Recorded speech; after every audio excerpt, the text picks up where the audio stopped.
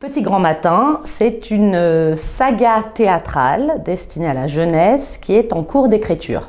Donc pour l'instant, elle contient 3 volets, À pas de loup, Mario del Bandido et Jour de gala. Sachant que Jour de gala, je suis en train de boucler. Évidemment, il y aura d'autres volets possibles.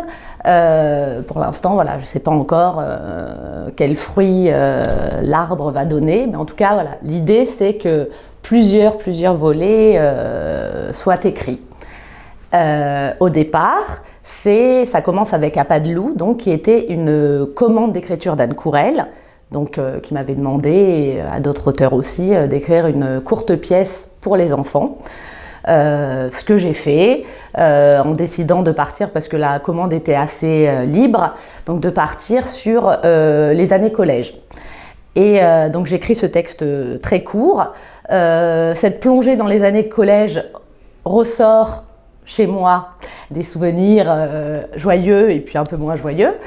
Et je me rends compte à ce moment-là, d'une part, que le collège représente à mes yeux une espèce de micro-société, enfin comme si déjà des choses se jouaient à cette période-là, qu'on peut retrouver peut-être de manière moins claire à l'âge adulte.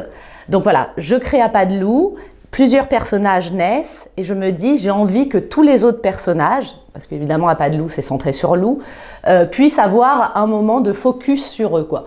Et donc par exemple dans À pas de loup il y avait Mario, son voisin, qui apparaissait, et Mario, on comprenait qu'il voulait partir à Cancun rejoindre son père qu'il ne connaissait pas. Et donc je me suis dit j'aimerais bien suivre Mario plus tard. Et donc la commande avec Anne Courelle est faite. Et de moi à moi-même, je me fais commande de texte et je me dis, bon ben, fais parler Mario. Il s'avère du coup qu'en mars 2017, je pars en résidence à la bibliothèque Armand Gatti pour écrire enfin Mario del Bandido, donc, qui est le 2e volet de Petit Grand Matin, sachant que ce titre-là est venu au moment même où je me suis dit, possiblement, il y a de quoi faire une sorte de saga théâtrale, quoi. Et mon idée, mon fantasme, ce serait que chaque personnage qui était dans À pas de loup ait une pièce qui leur est consacrée. Sachant que moi, j'adore les personnages secondaires. C'est vraiment dans les pièces, notamment je pense à celle de Tchekhov, Macha, dans La Cerisée. J'ai toujours envie que soient écrites des pièces qui concerneraient ces gens-là, qui restent hyper mystérieux. Donc l'idée, ce serait vraiment de faire une espèce de monde dans lequel voilà, chaque personnage ait son moment de focus. Et en même temps, ce qui me motive dans l'idée, c'est aussi, en repensant à toutes les années collège, et voilà, je me suis dit que on avait une multiplicité de personnalités, c'est-à-dire qu'on peut se comporter de 1000 manières. Ce que je suis par exemple avec mes amis n'est pas ce que je suis avec des professionnels. Et donc en imaginant tout cet univers-là, de voir par exemple, parce que j'ai bien Mario del Bandido en tête, Mario avec sa petite voisine dans un moment intime, n'est évidemment pas le même quand il arrive, parce que Mario c'est sa première journée au collège. Il devait partir à Cancun et finalement il arrive à la rentrée avec un sombrero sur la tête. Et il devient une espèce de, voilà, de figure un peu étrange. Et Lou aussi, parce que c'est son premier jour, se présente autrement. Et 3e volet, Jour de gala, c'est la sœur de Lou, donc elle est en 4e, donc c'est aussi voilà, quelque chose d'autre qui va s'amorcer.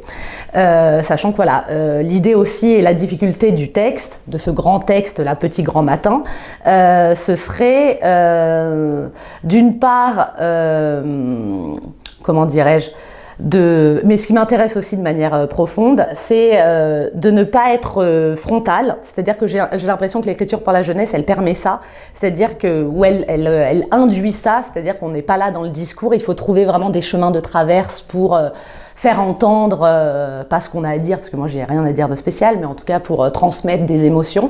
Et donc pour l'écriture de ce projet, j'ai évidemment lu beaucoup de textes destinés à la jeunesse, et ça a été un vrai coup de foudre pour toutes les formes que peuvent prendre les pièces de théâtre pour ados, même si le terme n'est pas joli, quoi. Mais je me suis rendu compte vraiment qu'il y avait 1000 possibilités. Et moi qui m'intéresse de plus en plus au fantastique, c'est-à-dire à ce qui permet à l'impossible de surgir, je me suis dit, voilà, essayer de mêler un texte évidemment qui s'adresse aux émotions, je dirais à la sensibilité, un texte qui ne soit pas frontal, et un texte où le fantastique puisse advenir et cohabiter et frotter avec la réalité, quoi, qui est toujours évidemment une forme d'ambiguïté. Donc ça, c'était les difficultés, et en même temps le plaisir, comme si j'avais trouvé une espèce de voie qui mêle un peu toutes mes obsessions, quoi, et en même temps qui m'oblige à les gérer, quoi, et pas être dans le déni de je m'en chargerai plus tard, c'est un peu difficile, quoi. Donc voilà, toute cette espèce de petit monde que j'ai envie de faire advenir pour mon plaisir. Déjà, c'est important de se faire plaisir. L'objectif que je me fixe à moi-même dans cette grande saga, c'est que chaque volet soit évidemment autonome et en même temps complémentaire avec les autres. C'est-à-dire qu'on puisse lire un des volets sans forcément avoir le background derrière. Et en même temps, si on connaît l'entièreté de la saga, il y a des choses sur lesquelles on puisse se raccrocher. Donc ça, c'est vraiment effectivement une des difficultés, c'est de parvenir à ce que chaque pièce, on puisse la lire séparément, et en même temps, quand on a la totalité, bon, bah, voilà, les choses s'éclairent encore plus, quoi.